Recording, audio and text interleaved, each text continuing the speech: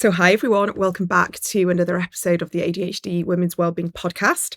And today I am speaking to professional broadcasters, not me here, just doing my podcasting thing. We've got Classic FM broadcasters and hosts of the You're Wrong About ADHD podcast, brilliant podcast, Sam Pittis and Katie Breathwick. So welcome to my podcast.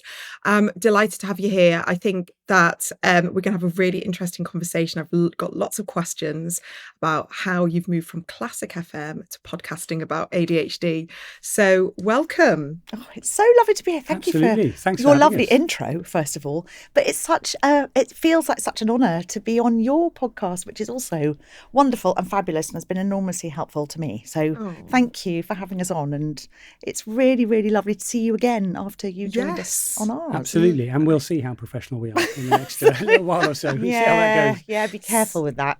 Yeah, well, how we slowly dissipate into sort of ADHD chaos, but hopefully not. So obviously super, super intrigued as to, we were just talking a little bit just before we started recording about how you guys met and how your careers have sort of gone side by side, and you're obviously broadcasters on Classic FM, not on the same show, but how you guys have sort of met and how you've progressed into a podcast together. And I'd love to just hear a little bit about where did your working relationship begin? We met a very, very long time ago in radio newsroom. Long time ago. A really long time ago. And I was kind of old in the tooth, a very young mum at the time that Sam joined the same radio newsroom that I was working in. Wet behind the ear, barely out of school, I think. Yeah, absolutely. I mean, weirdly, about the same age that my youngest is now, which I find a bit weird. Isn't that strange? I'm trying to guess the age here. Yeah. And a very, how old were you, Sam, when you came I think I was 22 at the time. 22. I mean, imagine. And we worked together on lots of different news programmes and radio stations and kind of sort of followed each other around a little bit.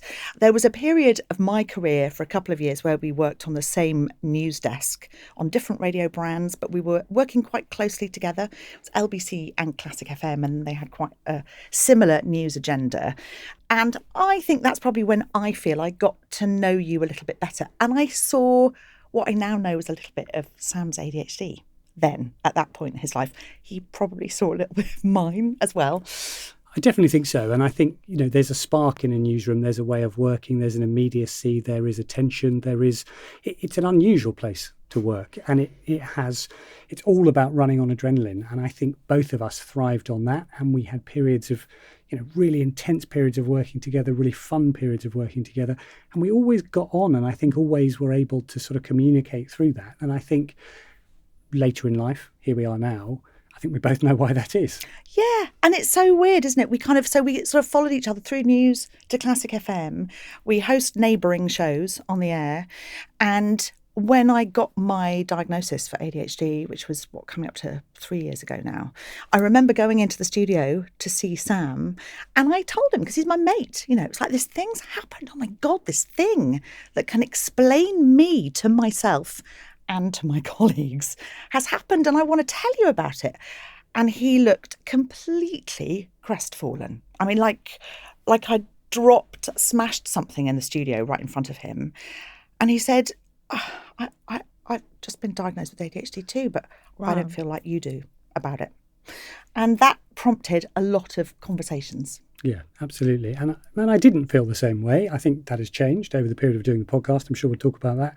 I felt like this was all the difficulties, the depression, the trouble, the relationship issues I'd had that I'd tried to sort out through therapy and other things. I felt like my ADHD diagnosis was saying, right, you're stuck with this for life. And that was a very different feeling to the one you had.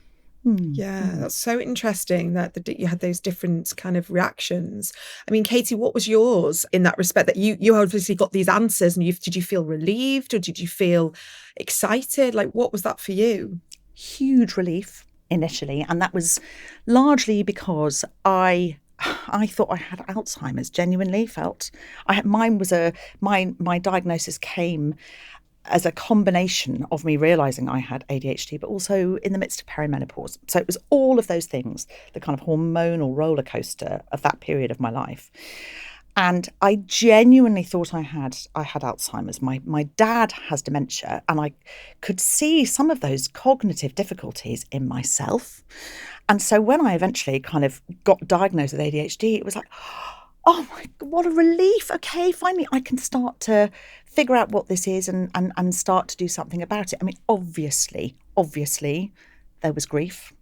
There was anger, kind of looking back on elements of my life that could have been easier if I'd had the understanding then. But yeah, genuinely, there was a real sense of, I feel this is a positive step. And I could also see that the ADHD brought parts of my personality that actually I'd used in my life, like being on the radio and working in a newsroom and all those things. And so there was that sort of, that came up in our conversations so much, didn't it? Before we started doing the podcast, that sense of, oh, come on, Sam, this is why you're funny. This is why you're great on a night out. This is why you like singing and dancing and all that kind of stuff. And Sam didn't quite feel that way. No. So, Sam, you obviously were explaining your mental health challenges, relationship challenges. Had that shown up throughout your life, and how would you internalize what is now your ADHD? Yes, I mean, it was a pattern that went throughout my life. And in some senses, and now I am much more positive about my ADHD, it does unlock a lot of the past. It makes things clearer.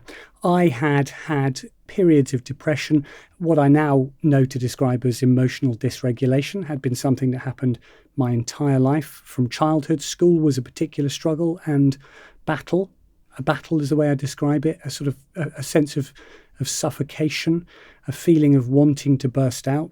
And that would then demonstrate itself in me quite often bursting out, whether that was sort of lashing out or shouting out. A lot of physical pressure I would find, and this goes through school and into the workplace, where I would put myself into the box I had to be in to get on with my daily routine, but I would find that pressure would build up in me and it would burst out in itching skin and my hair attacking me and feeling I could never be comfortable in my clothes. I would find that quite often Saturday would come and I was unable to function. I'd just crash because my brain had been going so hard all week. And these crashes became sort of pattern of my life to the point where I got used to managing them, and I got used to saying, well, when I crash, I take myself away and I hide away and wait till I rebuild again. When I got married, when I met my wife, suddenly somebody else sees that and says, hang on a minute, this is not the way it should be. Let's try and get you some help. I went to therapy and I had some really good counselling, but this stuff would help me release it, but it would build up again. And this brilliant counsellor said to me one day gently, look, have you considered ADHD? And honestly, I had, but I think all of the descriptions that I'd read of ADHD didn't seem to take that into account. It all seemed to be about being disorganised and messy and forgetful. And I wasn't really any of those things. But now I can see that so much of the way that I had tried to manage what was going on in my head had led to emotional dysregulation and these crashes. It was very much a case of you sort of overcompensating with your ADHD by building a sort of super strong structure around yourself, unlike me, who was your kind of classic, messy, untidy, disorganised ADHDer. And so much so that you doubted for a very long time that you even had ADHD, even though you've been diagnosed with it. Yeah, because I think, as I said, so much of what you see and read about or find out about ADHD didn't seem to relate to me. But funnily enough, you talk about building structures. It was when I had children, and suddenly all the structures and plans and routine that I put in place for me to manage myself could no longer happen. Because if you have kids, you're not able just to say, well, I'm going to go and take myself away for a day, or, do you know what, I'm going to opt out of this thing that I'm finding really stressful. It is something you enter into, and you don't have a choice but to be there, present in what can be a difficult environment. And that was when I was diagnosed with ADHD. That's what led to essentially a crisis, a lot of depression, emotional problems, and then I was diagnosed.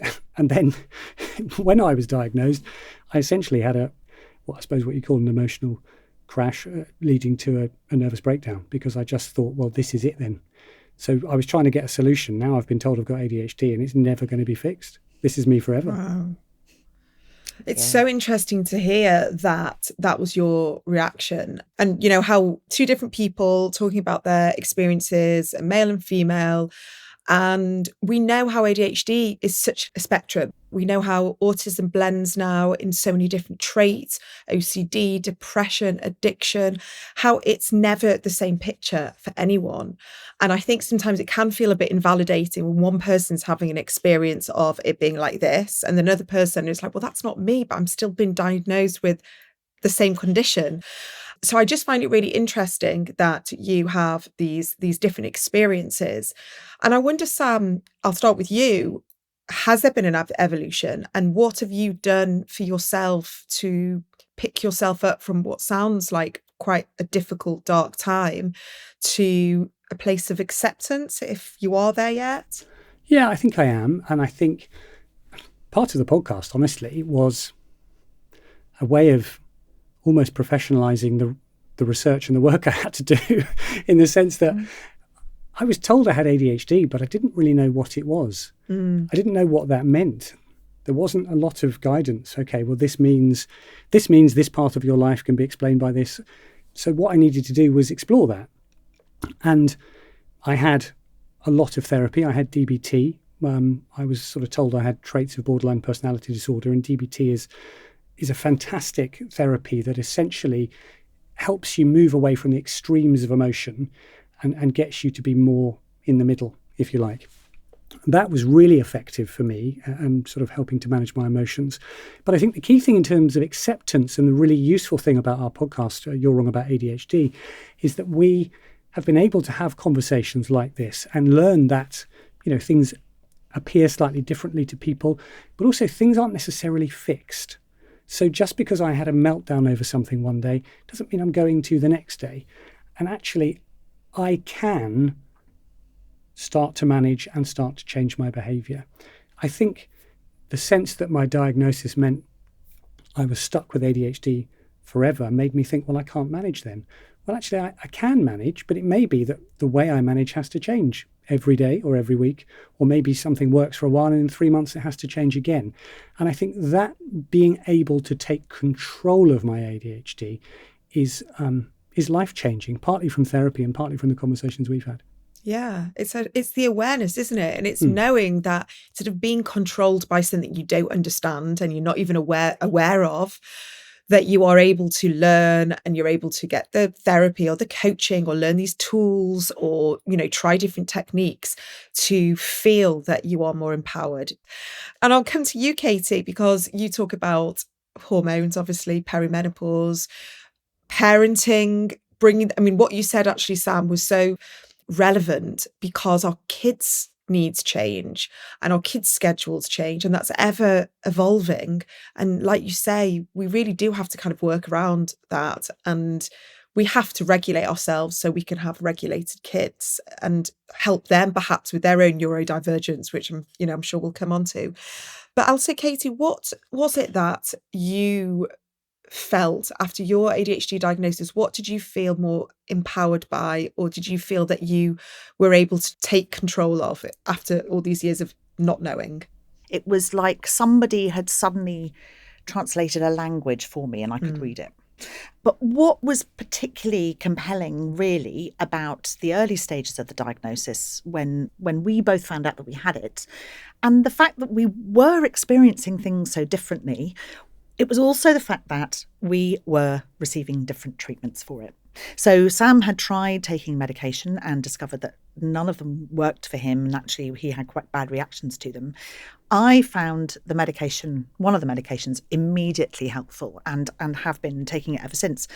And in the early days when we first started making the podcast, I felt rather smug about that. You know, the fact that I had a key.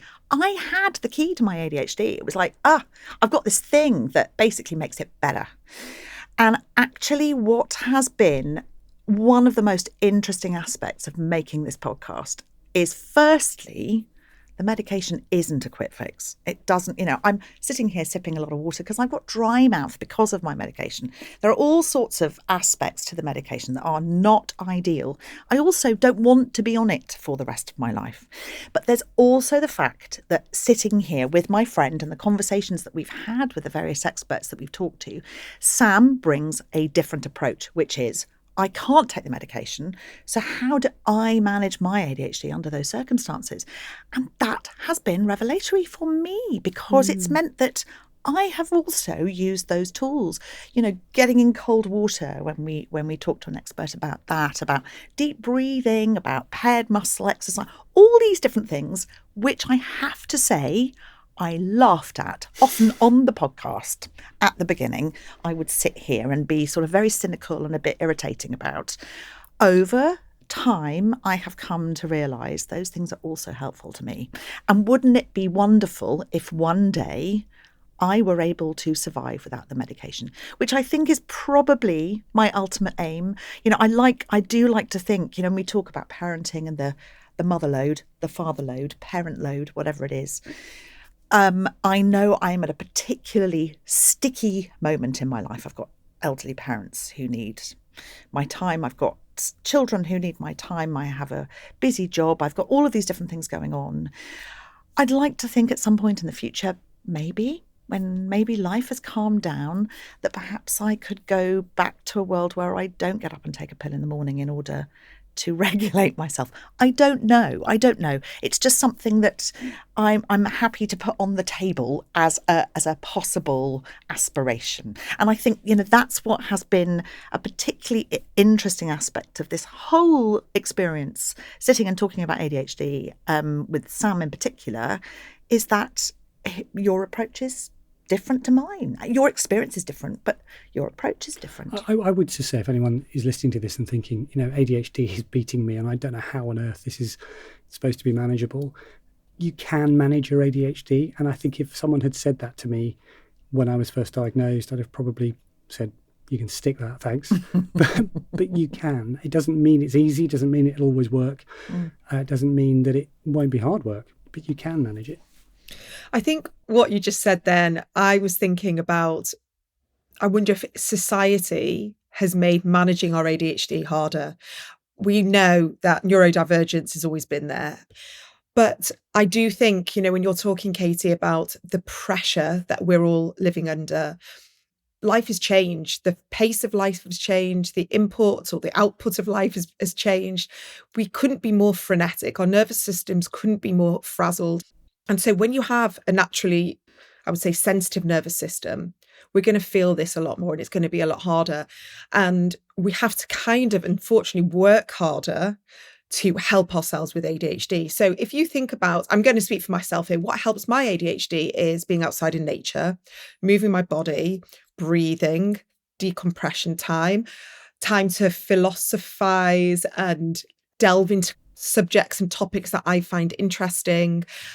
Be creative, connect with people who I really, love being with, kind of go into a flow of things, being mindful. The list is endless. And I've put it all in my book saying, if you can just do a little bit of this here and there throughout your week, you will find things feel easier. What happens is that all of these things that I've just talked about, it's really hard for people to access now because we're working pretty much full time. Women have got more pressure and not much has changed within the house. We're still juggling all the things. Like you say, we're looking after older parents. There's a lot of expectations, so many different things. I just think it's like this melting pot of how our ADHD is coming to this head. And our nervous systems are struggling to cope.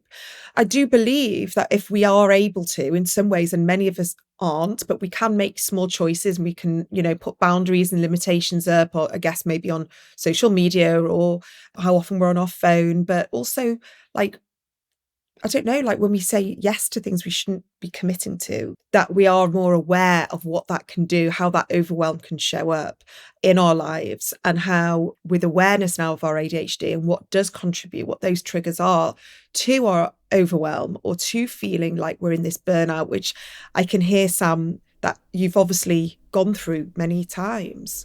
Yes, I mean, I would say one of the themes that has cropped up, certainly in the most recent episodes of You're Wrong About ADHD, is this sense of a need for cultural change, particularly around neurodivergence.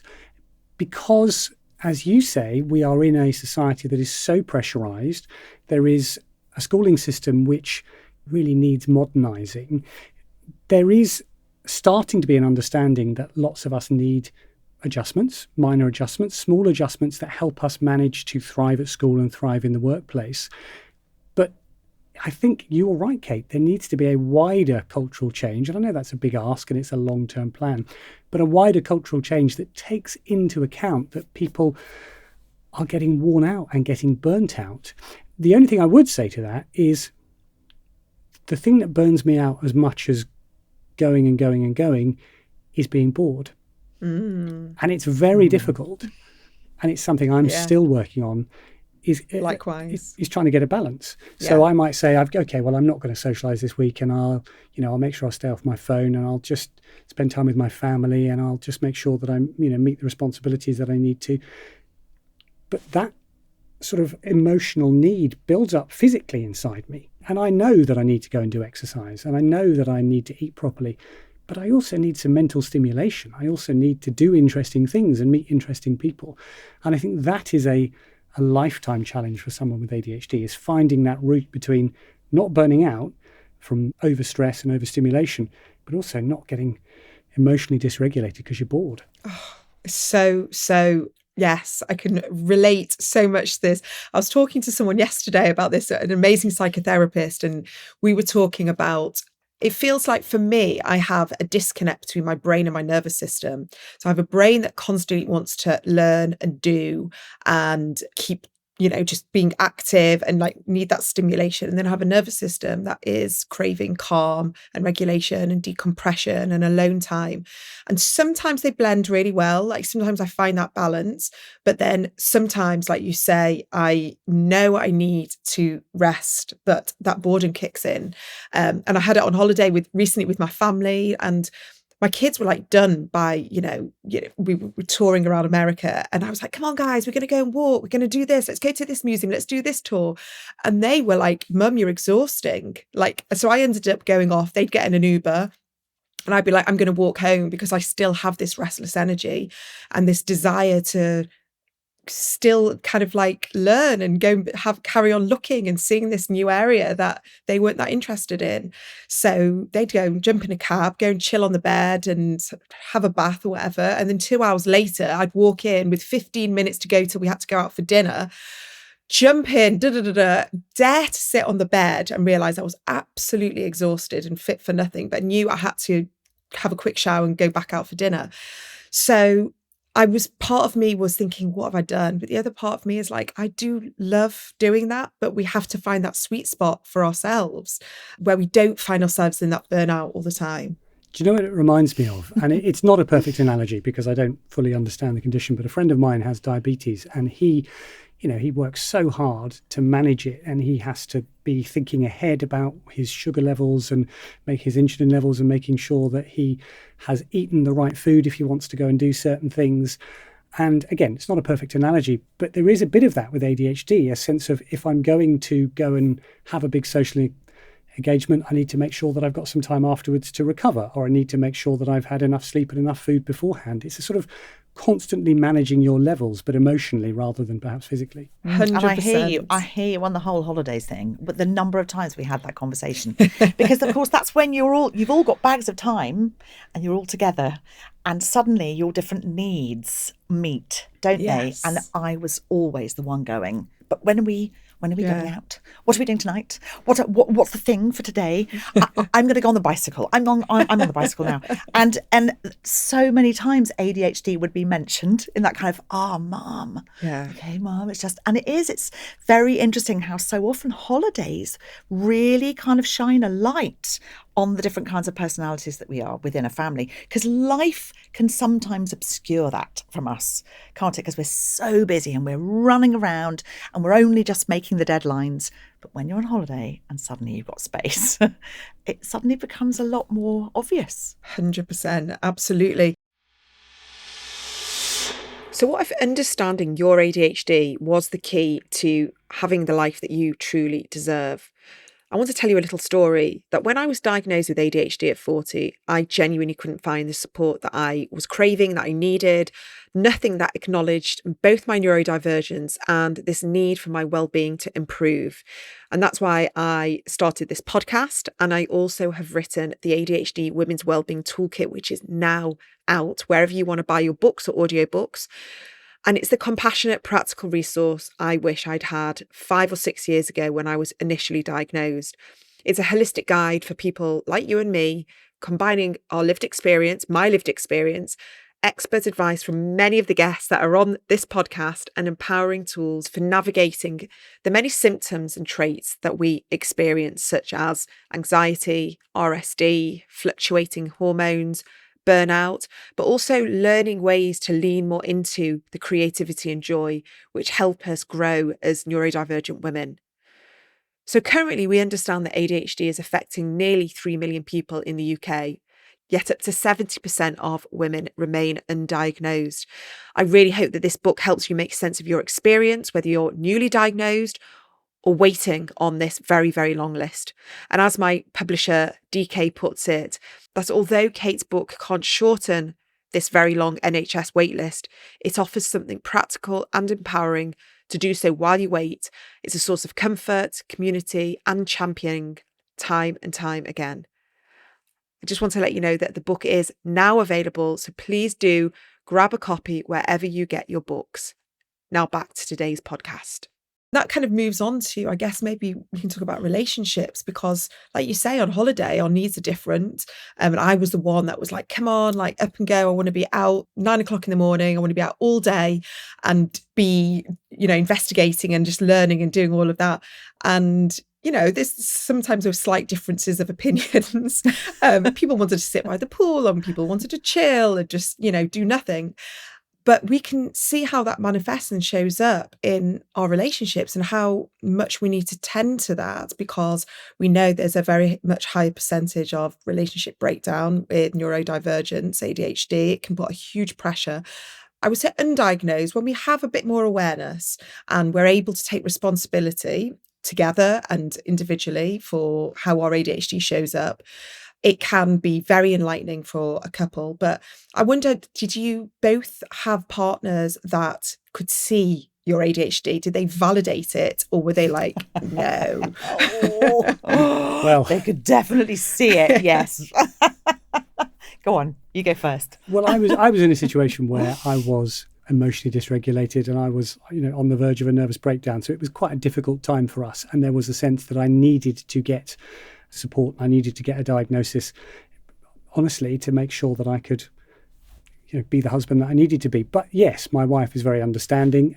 She absolutely sees my ADHD. It's not a shock to her. The more we understand, the more we read about it, she absolutely gets it. But I just was musing on the word you used, responsibility. And I think that's a really key word. It's one of the things that frustrates me, actually, when people, there's a lot of negative talk about ADHD, about it being sort of lazy person's charter and shirking responsibility. For me, getting a diagnosis was the first step in taking responsibility, of saying some of my behaviours need to stop, and I can't manage them and I can't stop them. Therefore, I need to learn what's going on for me and find out how I can be a better husband, be a better friend, be a better dad. Don't always get it right. I'm not perfect. But it is a key, as you said earlier, to then taking responsibility. And it has absolutely made our relationship better. But certainly still my wife is very patient. Do you need a bit of patience? Yeah. I mean, I think, there's an understanding that I'm not let off the hook. But quite often there's an explanation for some of it.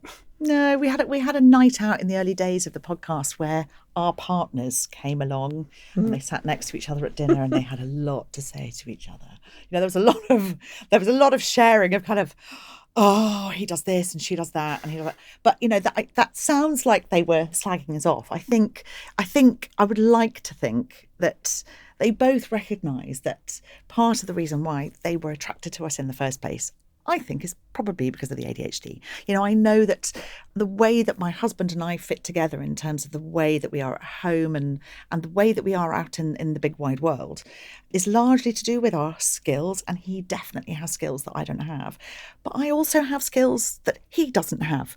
And we help each other in those different ways. And I'm so lucky that I met him and that I found somebody who is able to kind of be compatible with my various challenges. But we do fit together in a way that helps us both. And of course, there are times when there are flashpoints and disagreements, and we've had to learn certain new ways of communicating. But actually, my diagnosis unlocked massively a way that the things that we were struggling with. And he has been amazing in that he says so often now something will happen or a challenge will crop up and he'll think, okay, that's ADHD. I think I understand why this is happening and I need to approach this in a different way. And so the diagnosis has kind of helped us in lots of ways. Really. And there are benefits. I mean, if my wife, there's a DIY project that needs doing in 3 days and it needs to be done in 1 day, she knows that I can do it at double speed. Oh my God, 15-hour days in the attic Hyper-focus. he's been doing Exactly. recently. Totally. And I think, I think that's it, isn't it? There are upsides. I mean, your ADHD, you'll have renovated the house in about 3 weeks by the sounds of things, and that is a massive positive about ADHD. I think once we get into something, it's hard to get us out again. And it does mean that stuff happens and stuff gets done. And that's an upside. Yeah. And it's that creativity. And like you say, that passion, if we're interested in it, that's it. But sometimes we struggle to find that interest, or we're told to be interested in something else because we've been told that's what we should be doing. And I'm glad for you guys that you obviously broadcasting and journalism was obviously something you were both really interested in, and maybe you found the topics and the subjects that you are even more interested in. And that is where I always say to people, that is where you find like the gold in ADHD. Yes, there's going to be the challenges and all the annoying things and the really difficult things, but with awareness, we can get help for them. And that's when we start. It's kind of like brushing off the dust and all the stuff and finding a beautiful crystal that you can then start polishing, and you see how beautiful it can be from so many different angles. That ADHD can be a wonderful asset if it's nurtured and cared for, and you've got that compassion and you've got a lovely partner. Unfortunately, there's a lot of people that are struggling on their own, really, and they don't have a partner that's been kind to them, or they have fed into this criticism, their self-criticism. And, instead of it being like, oh, there's your ADHD in a lovely, jokey way, they've had, oh, there you go again, or you can't do this, you've struggled with this, and what's wrong with you? And I can see how easily it can go in so many different ways. Or we've had parents that have supported us and nurtured us and allowed us to be who we are, or we've had parents that haven't done that and have gone down more of the stifling or the suffocating or the criticizing route. And I've seen it all play out in so many different ways. But what I would love to say is, or ask, is you've both found broadcasting. Would you say this is where you thrive? I know you sort of talked about the adrenaline and the excitement and all the new topics. I'm interested about Classic FM. Do you both have an interest in classical music, or is that just where you found yourselves? Speaking for me, yes. Speaking for myself, I was a chorister. I was lucky enough to grow up in a city. I sang in a cathedral choir, Leicester Cathedral Choir, which was the first choir, I believe, to allow women to sing in the pews in those days. And we were late at night on a Sunday evenings when no one came to the cathedral, obviously, but it was to give young girls an opportunity to sing. And for me, it was the beginning of a really beautiful relationship with music. And I have been in love with it ever since. And I also loved current affairs and politics, and that's how I ended up in news. But it almost felt like it was my sort of inevitable destination to end up at Classic FM one day. I was thrilled to get the job in the newsroom initially, and then to get the opportunity to present was honestly a dream come true. I used to listen to the station as a student. So to be on air is just an indescribable joy, and to be able to work in that sphere, talking about music, talking about the stories behind the music and the composers is an utter privilege. It really is. And I would say I have similar feelings. I would say in terms of an ADHD journey, working in a newsroom, working in news, it is kind of the perfect ADHD job. I think it's unsurprising that we both found ourselves there. You are taking in lots of information or filtering lots of information and picking out the key bits really, really quickly. Your brain works really quickly. You take that information, you then immediately disseminate it. And honestly, sometimes you then immediately forget it and move on to the next thing. I mean, that is essentially broadcast and news. There's a lot, or there was in those days, a lot of emotional dysregulation in a newsroom, with flashpoints, which then get forgotten very quickly. Come in the next day, brand new day. We don't remember what happened. It's immediate yesterday. excitement, and that really worked for ADHD and really does. And I think in terms of the music, I love the music. This is a slightly different environment where we work now at Classic FM, but there is still that sense of first making a connection. It's essentially we're chatting to people, which is really fun, being able to share a passion for something, but actually then sharing the music. When you introduce a beautiful piece and you talk to somebody and you think about where they are and you describe their situation and you make that connection with them through the music by saying, and then listen to this piece and essentially feel how it hits. And then you play this massive, wonderful string piece or, symphony. It has it's a massive dopamine hit, essentially, isn't it? It does. You do.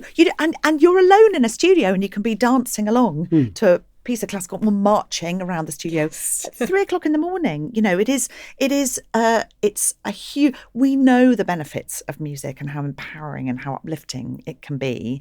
But there's something very special about a radio studio when you are on your own as well. There's a weird sort of sense of peace because this is a soundproofed environment where, you are communicating and you are talking to people, but actually it's more like a telephone conversation. You're talking to one person at the other end who is listening to you. And that is the sort of intimacy that you're trying to create, isn't it? Absolutely. But I would say beyond that feeling, and everybody knows this feeling of when you have got something really fun and then you say, hey, I want to tell you about this thing that's really fun. That feeling is indescribable because you are experiencing this joy and this excitement, and then you're being able to say to somebody else, hey, I've got this really fun thing to share with you. And that's honestly a great fun job. I do think there's definitely a very high proportion of broadcasters with ADHD. I think it's no doubt. I mean, one of my my favourite radio presenter is Chris Evans. I love Chris Evans, and I listen to him, and he's just like, for me, just like screaming ADHD, and I think he realises it as well. But every morning I'm like, has anyone told him? But he does. He's talked about it with his kids and stuff. So I think he's probably aware, and he sort of alludes to it. But it is. I do see that. I used to work in PR myself. I used to work in consumer PR. So on the other side, I was trying to get the attention of you guys. They're very similar jobs, aren't they? Yeah, I enjoyed everything that you were talking about, the fast paced, everything was changing and evolving.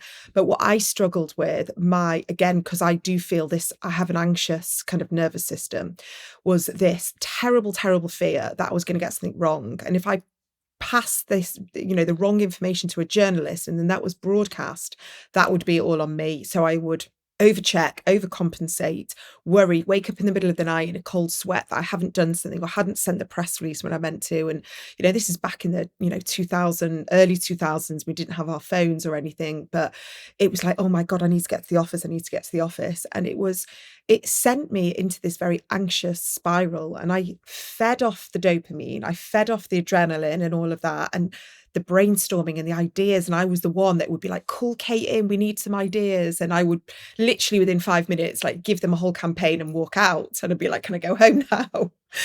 But what I struggled with was then making sure that every detail was right in the press release and checking and reading people's websites and all of that. So you can sort of understand why you're drawn to careers which can burn you out as well. But I love the idea.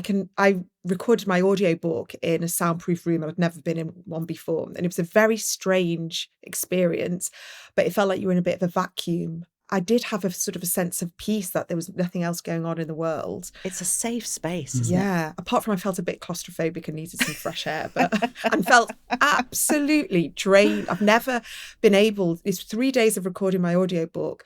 And I literally felt like if I never spoke another word again, it would be fine. Yeah, those are long days. I mean, bearing in mind our radio shows are 3 hours long, and we're only doing sort of 4 or 5 minutes of links in the middle of a show. So that you were talking for a lot. That is a lot to ask of you, I think, over 3 days. So I'm not surprised you were drained. We both used to do speech radio as well. I mean, we both did phone-in radio where you're Yeah. on the line going, please call me. Somebody call me. Yes, at 2:00 in the morning on LBC. I've got them. I'm talking about this, and I'm really hoping someone's going to Please ring ring. in. But you're in a hyper focus though, aren't you? So would you then come out of that place and be like, oh, I can breathe, like I've not breathed for 3 hours or something? And you'd feel quite jittery and worked up. Totally. I definitely do. Adrenalised. Yes. Adrenalised, headache. Did you get a headache being on air? I definitely, I still have it. I'm in that absolutely hyper-focus zone. I'm quite often exhausted when I come off a show because you just think, right, I've given all that energy for that amount of time and now it's power down. It's performance. It is performance. And I've got family members who say to me, it's not a real job. And there is a part of me that agrees, because of course it's very different to what they do, which is probably much more grown up in many ways. But there is a lot of energy required in that moment, isn't there? And it definitely does take it out of you. And I have had to be careful over the years, especially being a freelancer, of not overbooking myself. If I'm offered work, I say yes, yes, yes, yes, yes. And there were times when I massively overscheduled. And of course, I didn't know I had ADHD then. Now I know that I have to be careful, but I didn't realise at the time that I would say yes to everything because I wanted to say yes to everything. And of course, you get to the end of a period of a whole month where I have had no days off. I did 32 days at one stage with no weekends, nothing. And Wow. I got to the end of it. It was like I had nothing left. Of course I didn't.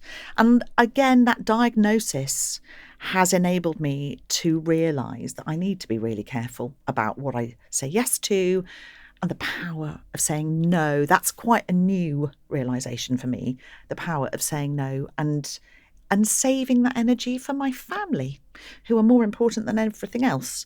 So, that's another thing that I sort of picked up along the way. I think that realisation, isn't it? That ADHD realisation of we're not infallible and we are sensitive and we do need that time, and it's okay to not take everything on, even though our brain is going, yeah, stimulation, dopamine. It's almost being like having that pause, that breath, that let's just take a beat here and checking in with our body, checking in with our nervous system, checking in with our schedule. Whereas that version of us maybe before a diagnosis would have been, yeah, no problem, I'll just deal with consequences. And we do deal with the consequences, and the people around us had to deal with those consequences as well. So I always say that life might be a little bit more boring, but I do feel more regulated after my diagnosis. Definitely. Can I ask you a question, Kate, about that? Because I absolutely agree with you. The awareness is the key and has made me able to make those choices, choosing to sort of say no or choosing to breathe or choosing to have a moment. How do you manage emotionally with that? Because as much as I'm able to say I'm not going to do that because of my ADHD, or do you know what, I'm going to make a different choice because that'll burn me out, I still get quite frustrated with the fact that maybe I can't always do all the things I want to do. Yeah, I mean, I think it's just an acknowledgement of it, of like, but I found more peace with it, that the FOMO isn't there anymore. I've had to do some diary reschedules recently, and I've had to say no to something which I know probably would have been really fun and really nice, but it would have involved an overnight stay in London. It would have involved me cramming my diary even more to make space for clients and other things in my podcast. And I was thinking, what am I doing that for? And it always comes down to genuinely my kids and my family. And as much as I love everything here, I love doing all of this, the most important people are the ones that suffer when I'm really dysregulated or burnt out or exhausted. And I just check back in and I just think, right, I want to be around for my kids. I want to pick my daughter up from netball. I want to be able to go out for dinner with my husband or sit in front of the TV with my pajamas on and do that. And it's given me a bit more perspective. Whereas before it would be like ambition and do more and, get that validation. And now I'm just a bit more at peace with saying no more. But you can see the benefit in a way, can't you? Yeah. 100%. Amen. My last question is, do you think Mozart was neurodivergent. No doubt about it. Yes. There's no doubt about it. And we've had a chat about this on the podcast, and there are a few others as well. Yes. Rossini, definitely. Rossini definitely was, yeah. Yeah, Marlowe, we think might have Possibly. been autistic. I mean, I think what's really interesting about the world of music actually is I think it attracts a lot of neurodiversity and in lots and lots of different ways. And I think if you were to look at an orchestra, you could almost look at the different instruments. I'm not going to do it now because the violinists would be horrified if I thought what the violinists were and what the trombonists are. But, you know, you get those different personality types in the different sections of the orchestra. And what it involves, the creativity and the outlandish thinking on a huge scale, I think requires ADHD. And then the ability to sit down and put that all on paper requires hyperfocus. And sometimes that arrives very late, as it did for Mozart, and it definitely did for Rossini, who did everything at the last minute, which meant that there were people in the orchestra getting their sectional parts like 5 minutes before the performance. Well, you know, we recognise that as a way of working, don't we?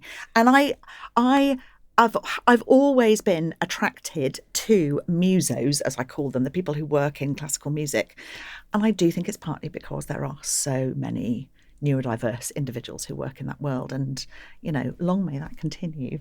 Oh, I love it. I think it's a conversation that we could go down a whole rabbit hole on, but no, it's fascinating. And it's been an absolute joy to have you both on the podcast and to talk about your experiences. And you tell everyone about your podcast as well, because it's excellent. I love directing people to other podcasts as well. Well, thank you. Thank you for having us. It's been great to talk to you again. And, you know, thank you for coming on our podcast as well. It's called You're Wrong About ADHD. And essentially, it's our trying to figure out what ADHD is. I think we come from different perspectives, as I think we've made clear, and it's figuring out our experience, certainly listening to some of our listeners and their experiences, and then saying, okay, what does this mean? Why is this happening? Let's talk to some experts and try and see if we can figure out what's actually going on. So I think for us, it's really a good place to understand more about what ADHD actually is. Brilliant. Well, I will put the link in the show notes. And Katie and Sam, thank you so much for being here. It's been a real pleasure. Thank you so much for having us. If this episode has been helpful for you and you're looking for more tools and more guidance, my brand new book, The ADHD Women's Wellbeing Toolkit, is out now. You can find it wherever you buy your books from. You can also check out the audiobook if you do prefer to listen to me. I have narrated it all myself. Thank you so much for being here, and I will see you for the next episode.